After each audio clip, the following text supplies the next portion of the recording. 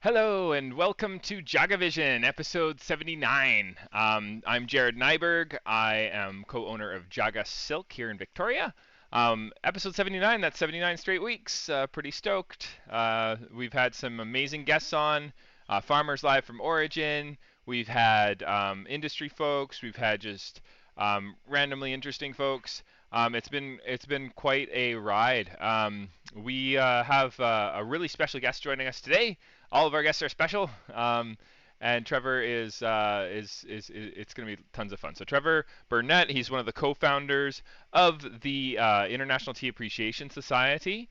He's one of the folks who helped to make the tea festival a reality, as Ryan Moen, him and I, along with some amazing volunteers, helped to reestablish the festival here in Victoria.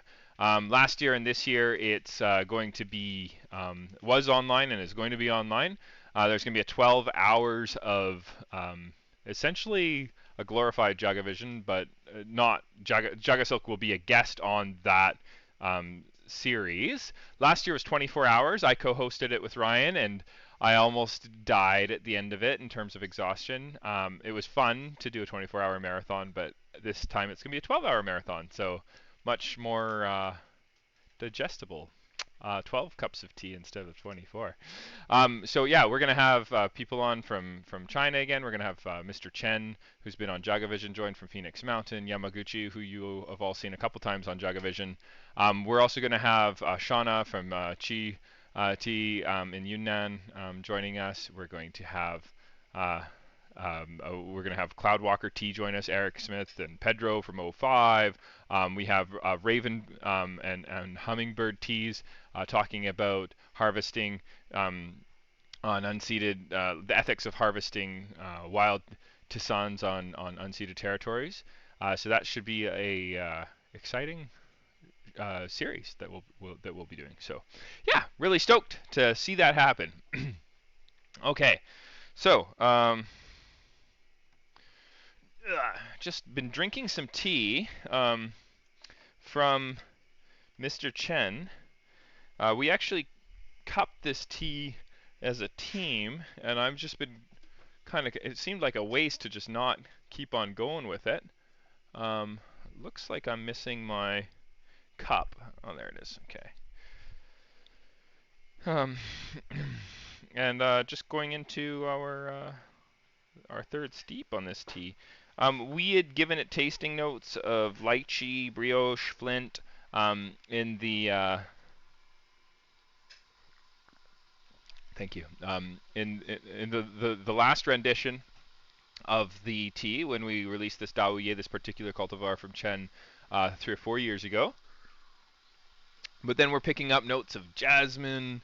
We're picking up notes of honey, and I think we were even saying that we could really taste that Maillard toastiness this year in a way that perhaps was different from before. But yeah, I don't know. It's kind of interesting to see how these teas change from year to year and what kind of flavor complexities we get out of them. And it's a really interesting process what they do in Phoenix Mountain, where they're withering fairly deeply. And they're finishing the process with a charcoal roast. And these charcoal roasted oolongs have just so much depth. And that whole process of charcoal roasting is such an interesting artisan process. So really stoked to talk more about that on the Tea Festival on November 13th. Hmm. All right, so we're moving on to Steep 3. And I thought I heated up my water, but apparently I didn't.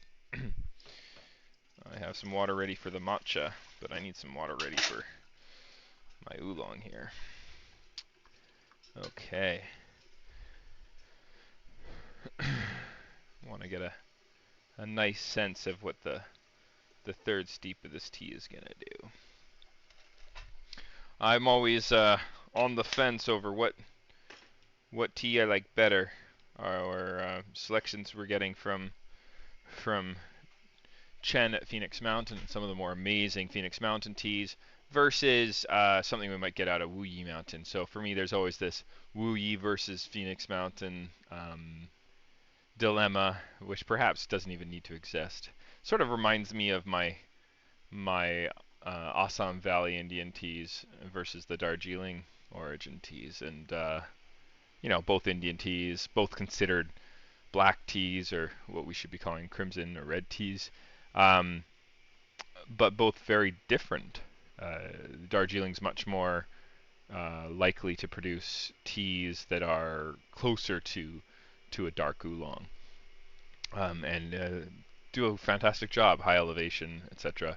But yeah, Wu Yi and Phoenix Mountain have their own stories, and both are ancient tea origins. And I think that I feel weak in my tea knowledge when it comes to my Chinese teas, but I find it so fascinating. The world's so vast, so interesting. But I feel you could just specialize in one region. You could just be a Wuyi Mountain tea junkie your whole life, and there'd be so much you could learn and so deep you could go, and you just wouldn't have any room for any other tea in your world. And you could do the same thing with Phoenix Mountain teas, and you can do the same thing, obviously, with what we specialize in, our matcha.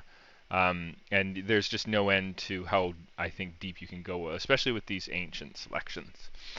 Okay. So if my guest is on time today, he will be joining us in about 1 minute. That gives me time to just quickly brew this third steep. We're doing it Kung Fu style. And hoping for the best.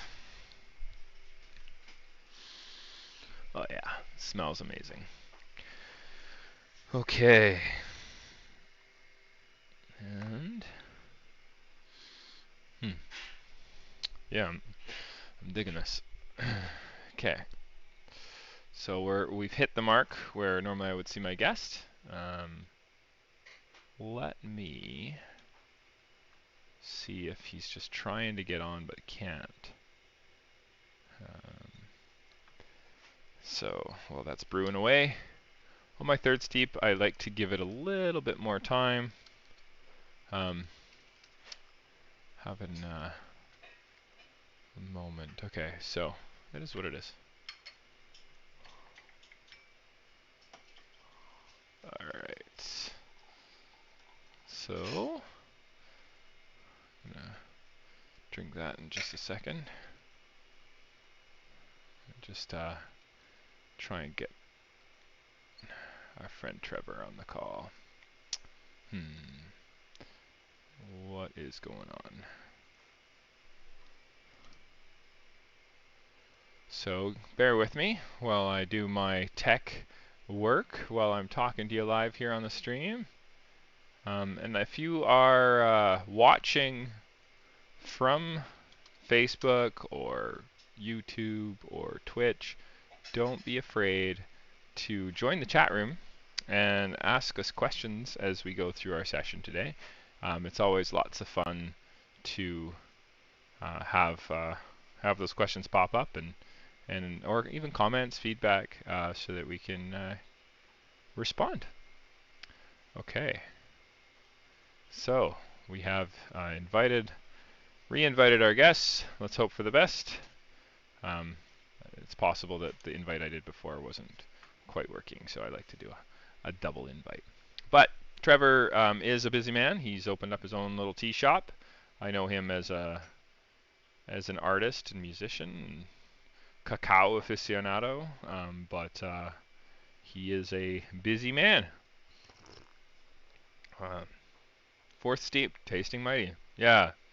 Again, this is that moment where a lot of the charcoal roast sort of goes to the side, and you start to taste and smell a little bit more of the raw tea. Chen would often, I remember asking him straight up, are there teas on Phoenix Mountain that are better than his? And he said, yes, like very directly. I thought that was sweet.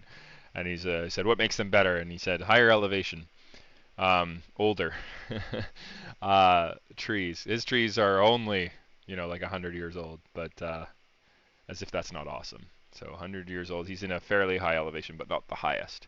But that means that his teas are a little bit more accessible than those super high elevation ancient tree selections. and I'm constantly blown away at just how much flavor complexity he's able to manipulate out of his sleeve. So I highly recommend, if you want to give this tea a try, or if you just want it in time for the um, tea festival, go on to our webpage and go and grab some Daoye. Mm.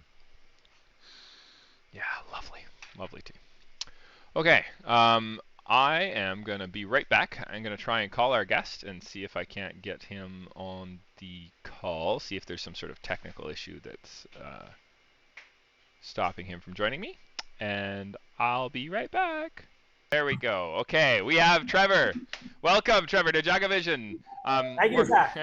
We're on episode 79, and you're it. Yeah, I figured this was very apropos because we have the second version. Well, I mean, I think it's like the 8th or 25th millionth year of the tea festival around the corner, We and do. for those watching, Trevor is one of the co-founders of the Tea Appreciation Society, the International Tea Appreciation Society, and he's very international in his efforts, and he's quite the artiste, the entrepreneur, the musician.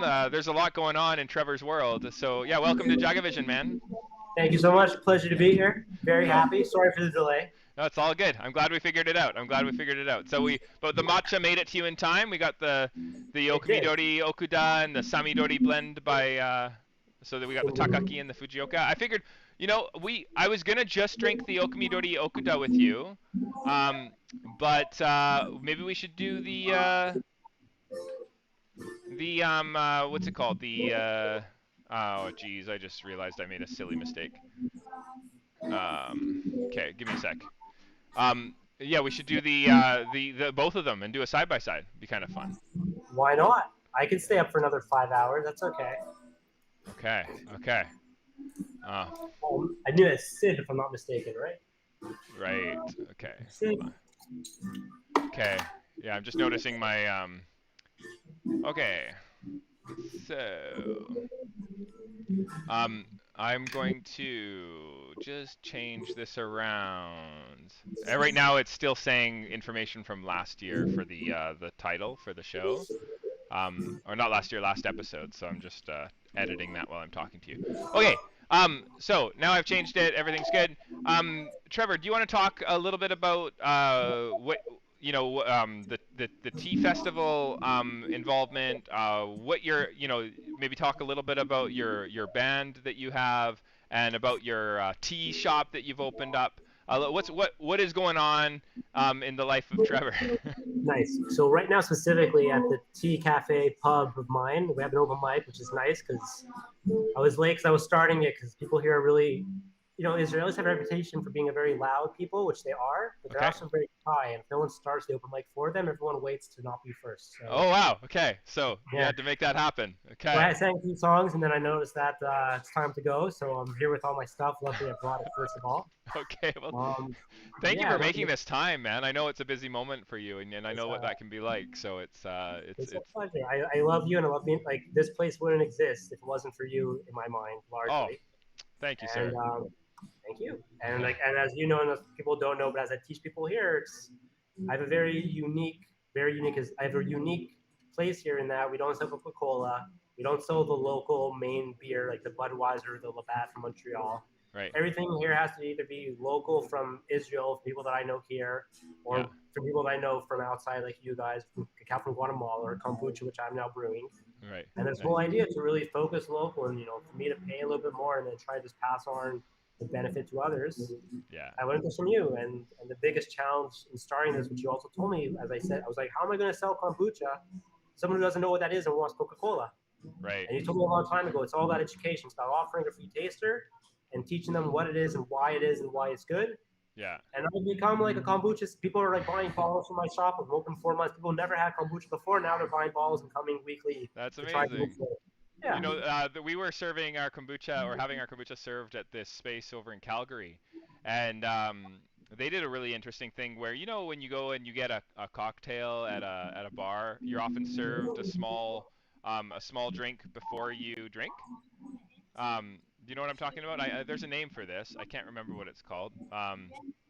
And they were actually allowing for that for kombucha to take on that role. So you'd precede your drink with the kombucha, which is kind of interesting. Mm-hmm. Yeah, so it's kind of like then every customer they had was actually they were serving the kombucha on tap, and so they would actually everybody who bought like a coffee or whatever, they would give them a small like ounce cup of the Nice. kombucha in advance, and so they it's almost like they drink that and then they go on with their day, and they got people really into it, and they started going through keg after keg after keg. It was quite a cool Wow. thing that they did there. Yeah, it's interesting Nice. how that works, but That's good. yeah, My okay. the long vision like you, like one day, hopefully I'll be pouring my own beers, my own kombucha from the tap. Because that's a whole other level of fun and crazy. No, it's actually not as challenging as it might sound. You know, like you can actually convert fridges over into tappable. And then what we've been doing is we were kegging in kegs that were meant for that used to be used in Coca-Cola and Pepsi usage, Cool. and we were able to like it's kind of a thing in cold brew coffee. They're called Cornelius kegs or corny kegs, and you just yeah, you just put the kegs inside of a fridge, and you have lines going to your levers, and then you just feed it with gas, and you can propel the liquid out of the corny kegs using either there's kind of like a debate, maybe you're well aware of this, between CO2 versus beer gas versus nitrogen. What's the Mm-hmm. best way to propel your liquid so that should you use an inert gas, or should you allow for a little bit of that carbon dioxide to interact or whatever. Yeah, it's kind of interesting. Yeah. Mm-hmm. Anyhow, but you're also a musician. You obviously you have some open mics happening. But what was your band name? It was like Swan, something with Swan. So the Swan, the Artisan Swan is my regular moniker. One Yeah, second. sure. Answer second. Um, that was Hebrew, by the way. I Yeah. never know. So the Swan or the Artisan Swan moniker, that's the umbrella for all the art projects that I'm doing. So like also the art, the music, the everything. Okay. The stage band name that I used to throw up at the open mics was in Canada. It was the Attractive Force. Oh, amazing. Okay. Yeah. And then here in Israel, I've been using the term the smart team, which Okay. translates to the rags, like the rag you use to clean up your counter. That's a smart toot. Okay. So That's hilarious. as a Okay. joke, when I go on stage, I'm playing with a bunch of people. It's like, cool, like we were the rags. Thanks for listening, and everyone has a good kick out of That's great. That's great. So it's kind of self-deprecating in a way, but that. Yeah, also the owner of hilarious. the bar calls himself the rag. So Yeah, that's good. Okay, that's fun, man. Okay, and then you've done also quite a when I met you, you were just coming off of a trip to explore like the powers of the cacao plant and really yeah, into well, the so that was chocolate the second ceremony. time we met Second. when I first moved to Victoria, BC. Before I even when I forgot that I was a spiritual person. Okay, it was beforehand. All right. Okay, maybe you need to remind me of this. I have this memory of you coming back with the cacao, um, Yeah. but maybe it was a brief moment that I was introduced to you by one of my staff members. I think Yeah, I so like I was friends with Dane, who was friends with Tony. yeah So I came in a few times, and I think we had a few chats, and I think we yeah talked yeah about doing stuff, but we ended up doing it was right when you were also remodeling your whole business. right right And right then right when I came back, like when I was 26, so 3 or 4 years later, right you knew who I was a bit. I knew who you were a bit, and I came at you looking for a job, and I also had made this comic, and I was looking for places I can promote my comic, like just leave it right on the shelf and sell it. And you said to me, you're like, it was a great phone call. You said, well, no, actually, I don't want to do that, which I was really taken aback. So I was like, who's the guy who always put like? What? He goes, I think we should do a show. yeah Like, what? He's like, we're gonna do a show. You're gonna bring your first comic and your second comic, and we're gonna do like, like a comic launch for you. yeah And you yeah took my project from 0 to 1,000, and I do a whole new comic for it. It was the Go Big or Go Home event. So yes, you said you either kind of come in your pajamas or dressed. No, fancy attire. It was just fancy attire. yeah. It was just fancy. Yeah And yeah we yeah had me upstairs when like, you still like you. I think you had yet to rent officially the upstairs, and I was upstairs at my table with all my arts and all my everything. yeah yeah yeah. There's And a we whole and we show. we put up big boards of your comics, right? Yeah, And we put them up on the I wall wrote like a an whole art new show, issue. and I wrote a everybody. whole new issue about the art show. People were walking up, being like, "Who is Yeah this guy? And what's happening?" And then they get there, and I'm the other thing, being like, "And now you know me." Yeah, and you're in your tuxedo, and we were serving tea in champagne glasses, and we had yeah your all your work up on the wall and like an art show, and and you sitting up there at the top talking about it, and yeah, that Yeah, was really fun. Yeah, I yeah. remember, and we did Fancy cheese too. cheese. We had the fancy cheese. Yeah, yeah, we did tea and cheese. Cheese. You know that cheese company, Moonstruck, is no longer around, which is really Oh, sad. Yeah, they named a lot of their cheeses after the cows that they made the cheese from, and they were one of my favorite. I think to this day, probably the best cheese I've ever had. yeah. Um, but but of course, memory is very biased, I guess. But I'll never know, right? It doesn't exist anymore. So yeah, And that sad. was actually the second time we met because that's when we met, and then I went traveling. Right. So I was 22 when that happened, 21, 22, Hmm. and then I came back when I was 26. Okay. That's when we already knew each other. We already did some work together. I was looking for a job or some work. Yeah, We and weren't hiring at that. you did these cool things, right? Like I don't know all of Exactly, our we're still using them. I know. yeah. That was the So craziest part when I got for my package. our I was like, I didn't know this guy. yeah. So for our viewers, this is a different camera there. You can't see this, Trevor, but I'm just showing the viewer camera. That's how we make cold brew, and then we do the comic for how we make a traditional matcha here at JagaSilk, and then he also did this one on how we make matcha in a jar. I really wanna get you when you have a spare second to get me one for how to make a tea latte too. I think that'd be really fun. For sure. But I figured while we're talking, we could be making some matcha too, if that's gonna work for you. Sounds good to me. Yeah. Okay. So I always tell people start with mise en place. So let's get our ducks in a row and talk a little bit more about that, how we met. Okay. So So here's actually, can I show? I always forget the Chowan and the Chason. Which one is which? the bowl is the chawang, Chawan. and then So the bamboo whisk is the chasen. nice. So I have a cool story about my Chasen that you know about because I got this from you. It's the smoked bamboo one. I think it's a 100-year-old smoked bamboo. Okay, okay, amazing. Did I give you? Did you buy that for me? That's I amazing. bought that because like I did all the work for you and I was getting paid in real money in Jaga points. So before I moved, I was like, let me spend all my Jaga points. I don't know when I'm going to come back to Right. Canada. And so you got the.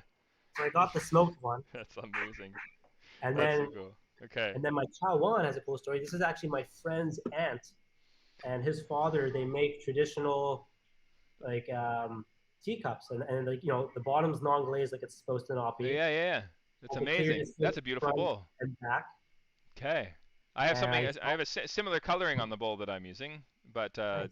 different shape. This is actually made in southern France by Oh, a fellow we met at a farmers market in Narbonne, near the border with Spain.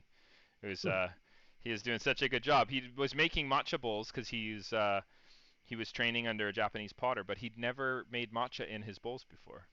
Whoa. And so we had our matcha in our backpack, and we took it out with the whisk, and we just made him matcha in one of his bowls right there, and we had a really great connection, and we brought in some of his pottery.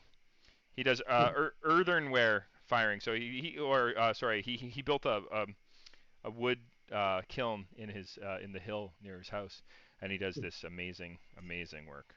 He says when he sells his bowls, so when we were buying them, they were pretty expensive, but he said that in Paris he adds a zero to the price tag. I thought that was a funny way of expressing it.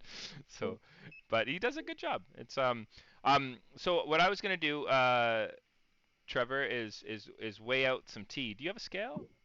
I have a scale. It's in the other room, Mm-hmm. but I brought my. I know we don't use these anymore, but I brought the measuring cup to get the 1 tablespoon, 1 teaspoon. It is, but what I've noticed here, this will be a case in point. So if I took some of my Okumidori Okuda, which I would love you to do, and if I just do a leveled off teaspoon, let's see how much it is. If it's 2 grams, then we win today. Mhm. It's 2.0 grams. Amazing. Okay. But this is this spoon. I've noticed that every spoon, even though they're supposed to be the same 5 milliliters for a teaspoon, measure Mhm. different volumes. So I don't know. Hmm. It's let's. But you know what? What's more important for this comparison is that you're doing the same amount Okay. for each one, which I think you can probably do. But there might be different densities between the two teas. So a scale is always ideal if you have a 0.1 gram scale, and then Mhm. second best is teaspoon. in my opinion. And then some people, well, actually, it's more traditional to use a chashaku. And a chashaku is just one of these guys. If you can see that, it's like the Mm-hmm. bamboo spoon. It's still in the package. But it's meant to lift the tea out, and you do 2 of these for your traditional matcha. Mm-hmm. But everybody's going to weigh out a different amount, right? Yeah. So I'm not as I'm just keen. gonna make sure the music in my cafe is still playing. Give me 21 seconds. 21 seconds. Okay, sounds good. Okay, so we're giving Trevor 21 seconds while he goes and deals with his open mic that he's hosting right now. So pretty cool to be able to borrow him for a second here as he goes through the busyness that I imagine he is going through. This kind of reminds me a bit of our episode we did a couple episodes back with Pedro over at O5T when we were a guest at his tea bar and we were making one of his teas together. That was pretty fun. Um, but I think we're about to have. Thought I heard him. So yeah, no, we're gonna be making an Okumidori Okuda and comparing it with a Samidori blend. I don't know what kind of time Trevor has though, and whether or not it's gonna be possible to drink both of these. But let's hope for the best.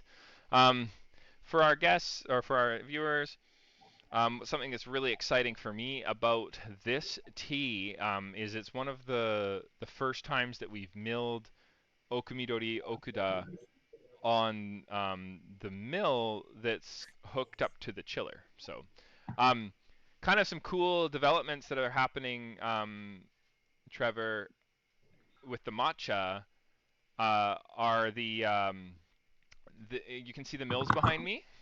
Mm-hmm. I don't know if you've had a chance to see them working like in person. I don't think you've been able to get in here since we In got. person, no, but I nerded out on your Facebook and stuff recently to see it all happen. It was really Awesome, cool. So you saw recently we posted a little article on the chiller that we've added to the process. So now mm-hmm. we're controlling a lot more stably the temperature of the plates. So we were always running water through them to chill them down, but that process of keeping them chilled was a little bit more ad hoc. We were kind of throwing in ice bottles and we'd replace them regularly, and it was really hard to keep it really crystal clear what temperature we were milling at. But now Mm-hmm. it's really clear. We are using a chiller that's meant for beer production, and we've hooked it up to the plates, and it gives us a temperature reading on how cold the water is, and we can see immediately if there's some issue with it increasing in temperature or what have you. So, yeah, pretty stoked about that. So this Okumidori Okuda was actually milled at 12.5 degrees centigrade. So let's give it a try. So we're gonna do 90 grams or 3 ounces of water on top of the 2 grams. Or another way of looking at it would be, I guess, 3/4 of half a cup. But try and give yourself a little. If you're doing a scale method, then give yourself 5 grams of error. And then we're putting. If you're so the water that you put on, the temperature is going to make a big difference. Um, if you do 3 vessel transfers, that'll get you the hottest water you should have. If you start with boiling, you do 3 transfers, and then you have the right temperature. But never put boiling water onto the tea because it will bring out way too much acid. It'll make you feel kind of gross. You ready for this? I am. I forgot to pre-soak my cha one. Chasen. Pasen. I thought Yeah, I had it. no I'm just worries. keeping a little Yeah, bath right that does help to keep it more malleable, less opportunity to break off the tips. now. Mm-hmm. So it helps I to. drank one this afternoon when the package arrived, so like it was used today. It just wasn't used for an hour or two. Okay, so we're okay. Yeah, We're good. we're good. Okay, all right. So it helps to stand, and then to draw M's in it, and then to whisk vigorously in the center to really add air and really long strokes. Um, and then you just keep it straight back and forth, and then you start drawing M's again. But I don't know if you can see from there, but I'm drawing M's, but my horizontal movement is quite slow, even though I keep the speed of my vertical movement. And then once I've done that for about 7 seconds, I stop in the middle and pause. And we did an interesting video with a local marketing company on how we make a traditional matcha here, Mm-hmm. which those watching, I encourage you to check out. But it's kind of nice, very well done. You've made a matcha before in your time. Cheers. Okay. Yeah, smelling lovely. Mm. Yeah. Which one did you have? Is this the first time you're having the Okumidori Okuda, or did you drink? Mm-hmm. Yeah. Okay. I started with the Samidori. I had Okay. the other one this afternoon. Okay. So we're drinking different teas, but how are you enjoying it? What do you think? Ooh, I like it a lot. When I missed it, I haven't had this for like 3 years plus, right? Oh, geez. So Okay. the experience, I love it, and I'm all about like the traditional experiences of enjoying things. So Sweet. Yes. I'm enjoying it for that reason too.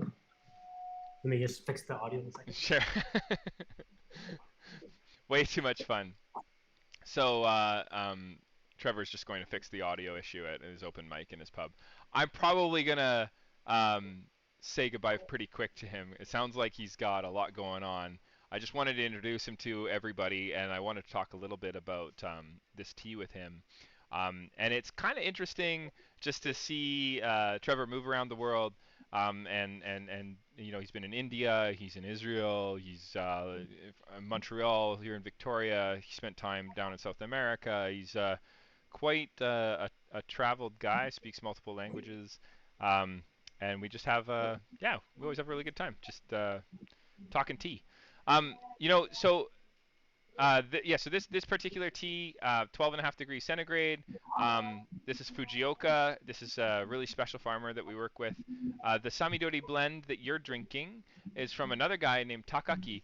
And what's really cool about him, Trevor, is he's going to teach us how to roast tea. So we bought a tea roaster, which I'm super stoked about. And I didn't know if I told you this before, and I just learned this like 3 or 4 years ago, so probably I didn't, is that Japanese tea, of course, is steamed most of the time. Um, but what I didn't know is that after all of the processing, when it's finished, in Kyoto, it's essentially just a separation process after that separates the sediment out from the full leaves. And then for tencha, they just mill it into matcha. But in southern Japan, where Takaki's from, the guy who made the tea that you're drinking, they do one final process, which is just called finish firing. And finish firing toasts the tea just a little bit and curbs the tannins and draws out a little bit more nuttiness. So Cool. it's a very similar process to roasting coffee, except a much lower temperature, so more of a bake. And it is about 3 to 5 minute process for the tencha, whereas it's a much longer process for say sencha. It's more like 12 minutes. But I thought that was so interesting, this finish firing process. So we have plans to finish fire our tea before we mill it. So we're trying to take on a little bit more of the process and sort of dig a little bit deeper. So yeah, pretty stoked. Also, Um, I bought those two books that we were talking about last time. One was written by, I think, by Cornelius Sinensis. yeah. We just had them on JagaVision 2 weeks Cool. ago. They were talking about that very book. Yeah. And So I read that. I read it 2 years ago now, which is crazy to think. But I remember, like, I think that was one of because the coolest part of that book was seeing the differences between the different countries and how each one prepares their tea their own way. mm, And then I also got the first one, the original book of tea that we talked about, where I've yet to really get into it time okay, wise. okay. I forget what it's called, but it's the one that's written by Li Su. Oh, okay, yeah, that's more of a traditional. Okay, so the Cha King. Yeah. Yeah, that one's full on, man. That's like the original tea book. That guy's saying, we should no longer put garlic and butter into our into our tea. We should only put in salt, which we don't do anymore. But that was his thing, is he was all about purity, and he could tell the temperature of the water by how much visible bubbles there were. So if you got a full bubbling water, that wasn't an ideal temperature for making your tea. And it was kind of interesting just how much he'd really observed and tasted, and he wasn't using tools or anything. So it's quite a I think fascinating. this is like the poetic, as well, the poetic understanding of the chemistry, where it's no longer like the numbers and the math. It's just like you said, the visuals of it, or the taste, or the smell. I mean, you can tell Yeah. by this. Yeah, Like, I think exactly. that knowledge coming back in the world anyways. I mean, lots of people who come here and like they'll taste or try kombuchas or things I'm doing, and they'll start people drink my kombucha. They're like, "Is this psychoactive? Because I'm feeling stuff happening in my brain." And I tell them, like, none of studies have been done for I understand, but like, here's what I feel. We start comparing. Like Yeah. if I find this a hangover preventative and also cure, and I had food poisoning about a month ago, Yeah. and the only thing that would go down was the kombucha. And my first sip of that after trying water and everything else, Right. as it went on, I could feel from within almost like an army on my side finally fighting back. Nice. Exactly. Yeah, sweet. Okay. Yeah, no, that's interesting.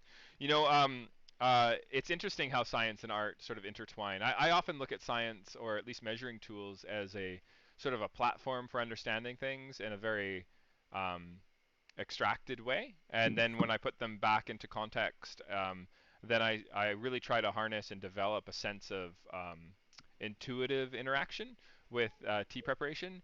And I think that can get really interesting. You know, like when you're making your matcha and you can just kind of, it's nice to be able to just be like, you know what? I'm just going to go by feel and I'm just going to put in what I think Mm-hmm. is right for today. And I'm just going to add as much water as I think is right for today. And I'm gonna, feel the water temperature, and that's what I'm gonna pour on to a certain amount, and then I'm gonna whisk until I get the aromatics that I'm looking for, and there's a visual and all that, and it's all like just sensory. And some of the best cups of tea I've ever had in my life are made in this way. And I think you need to be very connected. Like you need to be.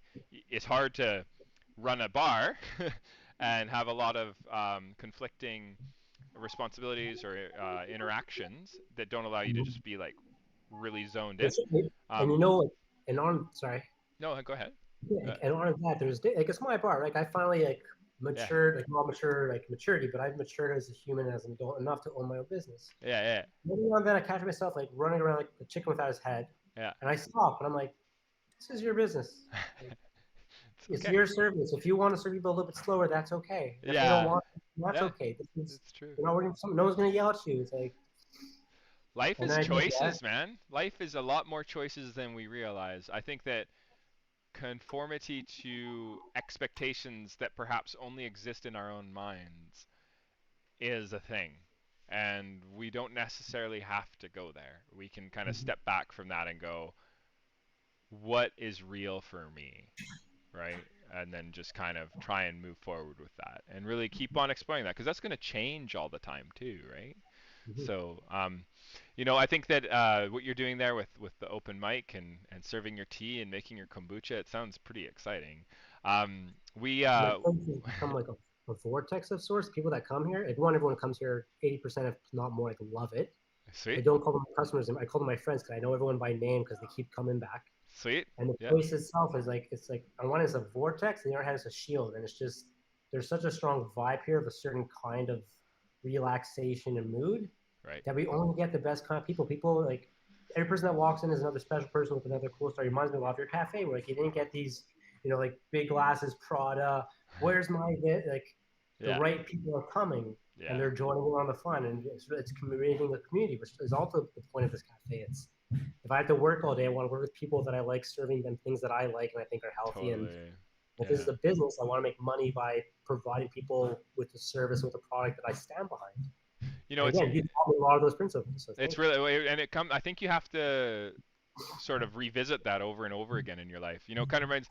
There's this book. My favorite book of all time is The Little Prince, and Oh, I just love reading it. Like every 5 to 10 years, and just looking at it, and it has new meaning every time I read it.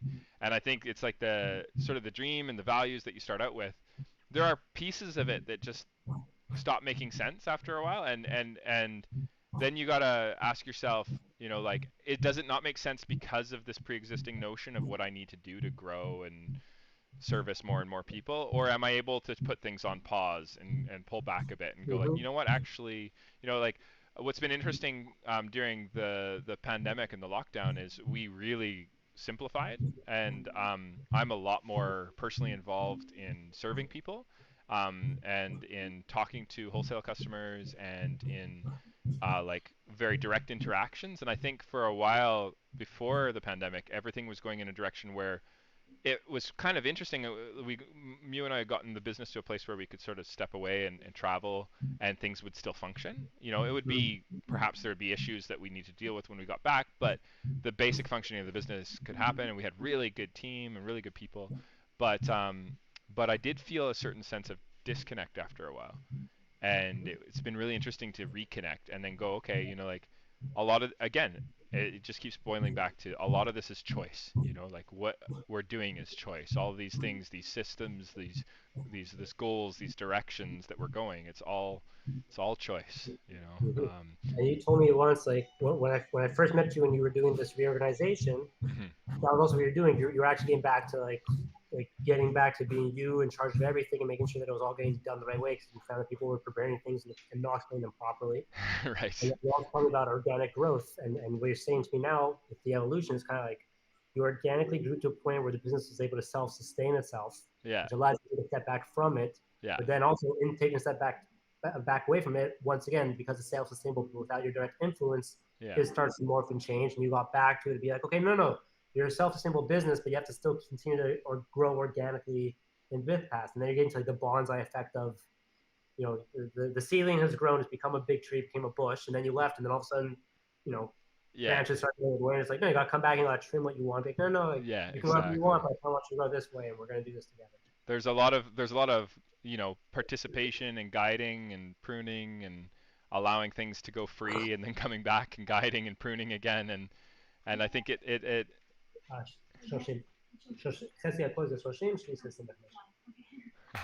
and it's a constantly revolving circle for sure, and I think you're constantly interacting with that. So I think it'll be interesting to see what you do there, man. As you probably bring on some staff or uh, Well, so I got my first staff. She's here working today. It's her second day.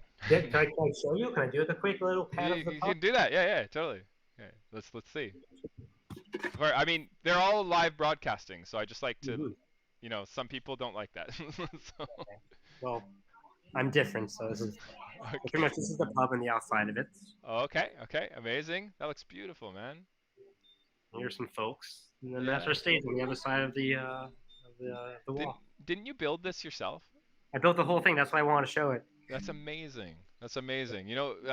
The You owner can of, see. if you're ever in Nanaimo, the owner of Regard Coffee built everything from scratch, his first location, and it was just like he'd never done anything like that before. He wasn't like trained in how to be a carpenter or a plumber or any of that. It was all just like research and mistakes and trial and error. And I get the Well, sense from you that although you've maybe done some project work in the past, maybe you didn't. I don't know. What was this all learning on the fly, or was this you'd it done goes his? in both, like the first time I was cutting wood, or the second time I cut wood was that when I made your sign.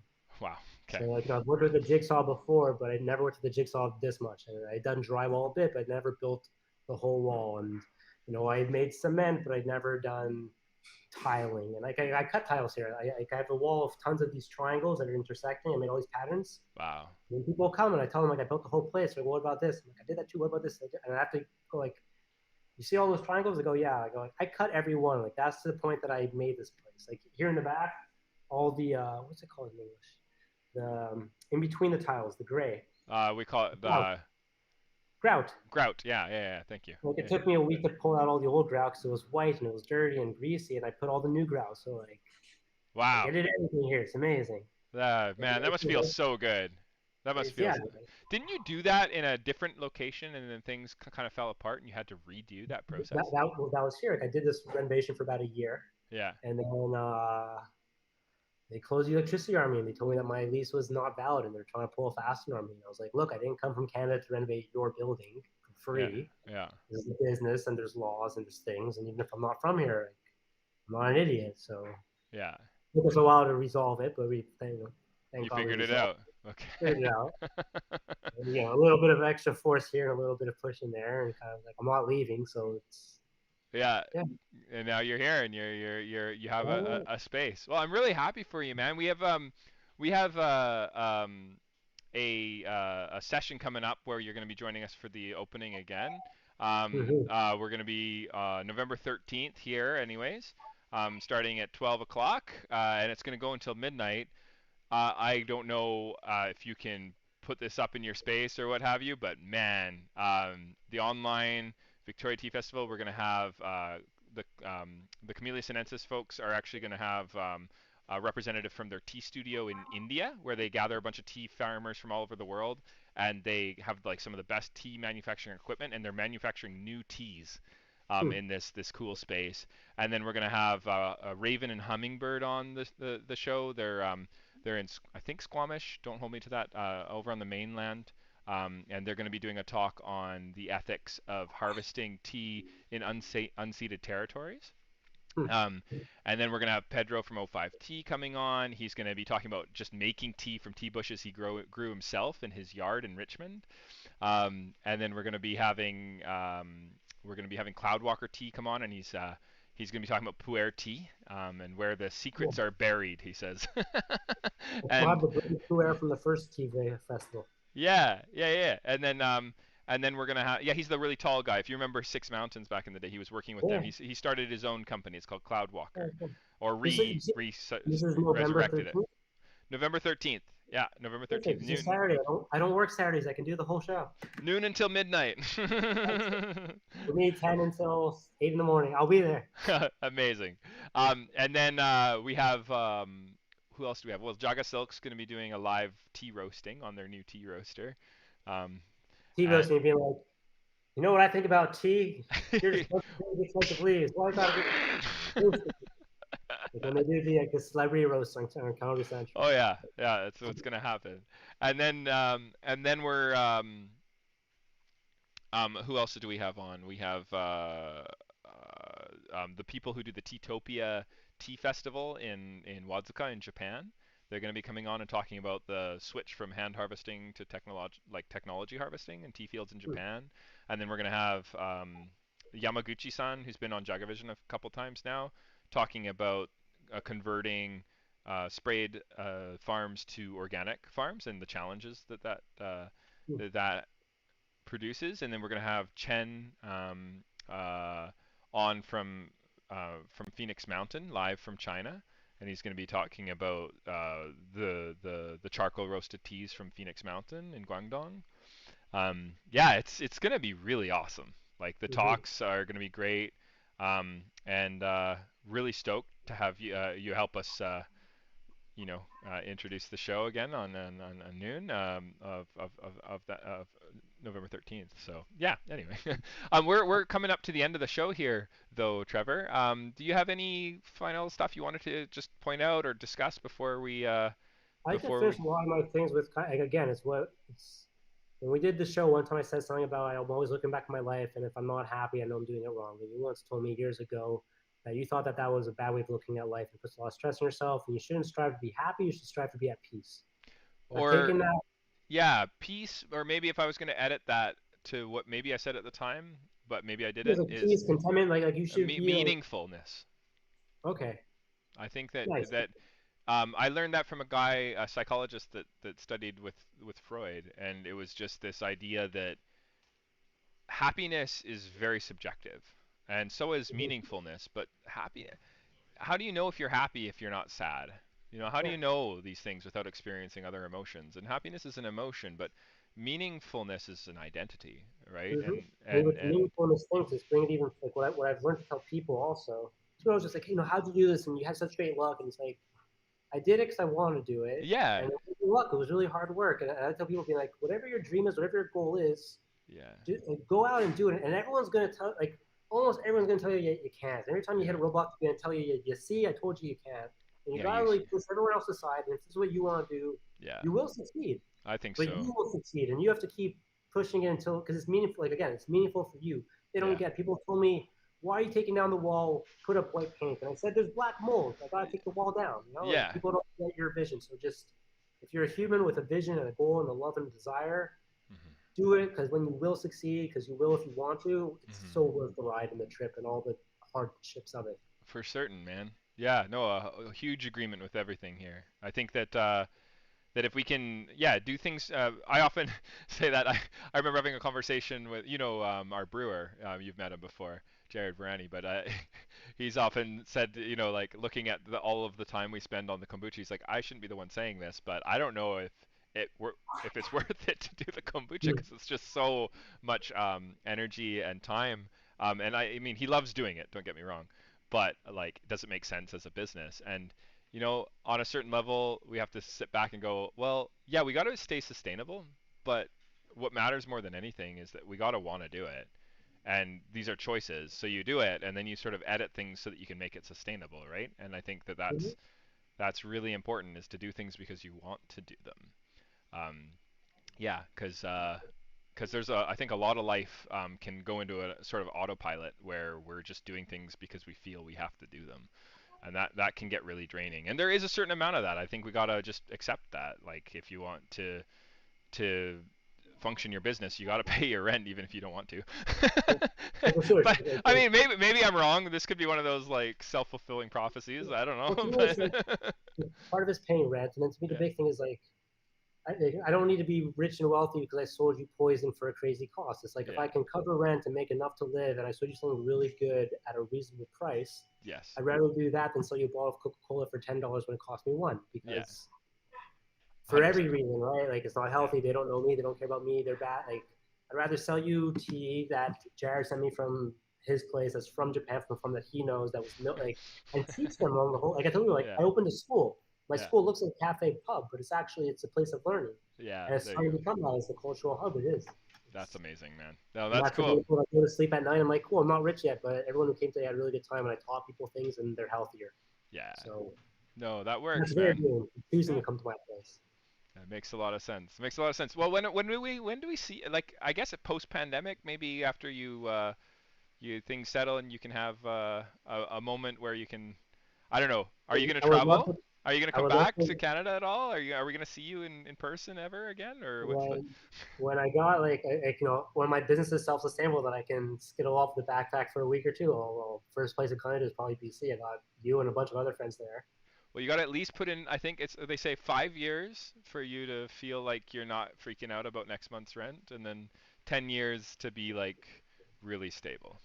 So Very cool. maybe it's kind of like a kid, they say, like you're ostrich with your head in the sand for like 3 years, and you just don't even see anybody but your business. So you Yeah. want to hang out with Trevor, come to the pub. Come to yeah, definitely. You're all welcome here. but after that, maybe at the 3 year mark, No, maybe like I think like honestly, I think in a year or two, because like I don't have crazy overhead, so I really think in okay, one, okay, 2, 3 years, it's maybe all been maybe I'll be well. It's able to all do this it. keeps doing what she's doing. Like, Awesome. But remember to recover, man. Don't let it over, it's easy to kind of go all in and not spend any time on that most important thing.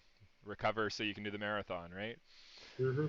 All right. Well, I hope the matcha helps in that endeavor, man, and it gives you that space and the mental clarity and the focus and the enjoyment. And you've opened up two packages. That's a commitment. You got like 3 weeks from opening to go through them. So Well, I'm hoping to now teach everyone here what matcha is because they have no idea what that is either. So that'll be fun. awesome. Cool. All right. Well, thank you so much for coming on JagaVision. Really Thank you for having appreciate me. talking to you, Trevor, and I hope to catch up with you again. Hopefully, we can make some of those T-shirt ideas come to life. For sure. If we don't do it, like next festival for sure, and if not this one. Well, So, and I'll see you again in a week and a half for the festival. exactly. Yeah, November 13th. Okay, Excellent. looking forward to it. You take care, man, and good luck with the rest of your open mic. Thanks for coming on the show. Thanks for having me. Have a great one. Peace. Bye. All right.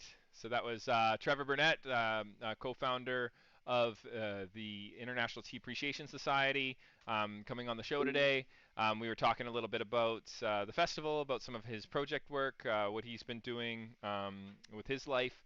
Musician, pub owner now, cacao aficionado, comic book writer, novelist. Actually, he actually wrote a novel and traveled all around Canada and just like knocked on radio station doors to just try and promote it. And he actually got on, he got a good amount of publicity that way, self-published. Really interesting fellow. So yeah, if you want to check out Trevor, you should do so. He'll be joining us again. His comic book endeavor is called Dark Lab Studios, and we actually have some of his issues here at the T-Bar. And then the comics that go out every shipment that you buy from JagaSilk, the business card on the back is a little bit of comic art showing you how we prepare things here at JagaSilk, and those were all put together by Trevor. So huge appreciation for him coming on the show. Thanks for watching though today. I'm Jared Nyberg. You can go on to jagasilk.com and grab some Okumidori Okuda, which would have been one of the bowls that we had today. Trevor was drinking the Samidori blend by Takaki. That is not in stock right now, but it will come back. They do generally rotate with one another. Either we'll have Okumidori Okuda or Samidori blend milled and up on the site. YouTube.com/JagaSilk to check out archived episodes. If you are watching from YouTube, please click the subscribe button and sign up for notifications by clicking the bell. Then when we go live, you'll see that we're live and you'll be able to participate. And don't be afraid to ask questions in the chat, and we'll be able to hopefully answer them. Feedback is always appreciated. Thank you so much. Have a wonderful, wonderful week. We'll see you. I might stay tuned. I might take next Thursday off so that I can focus on the tea festival with Ryan Moen and getting all those amazing guests on November 13th. So that'll be from noon until midnight. You can find details at victeafestrevival.org. You can also go to Vic Tea Fest Revival on Twitch. You can go to the Victoria Tea Festival 2021 event page on Facebook and sign up there for updates. We'll be broadcasting to Facebook, to Twitch, and to YouTube on November 13th from noon until midnight Pacific Standard Time. There's going to be a little bit of a change, I believe, this weekend with where we fall back an hour. So if you're kind of looking at what time it is right now, if you're watching this live, that might change a little bit if you're in a different part of the world. So thank you so much for watching. We'll see you again at the Tea Festival and perhaps on JagaVision next week, but definitely the week after we'll be back with another episode, likely episode 80. You know, I'm just going to say episode 80. Not next week, but the week after. And then I'll see you at the Tea Fest. Thank you so much and have a wonderful, wonderful week. Bye.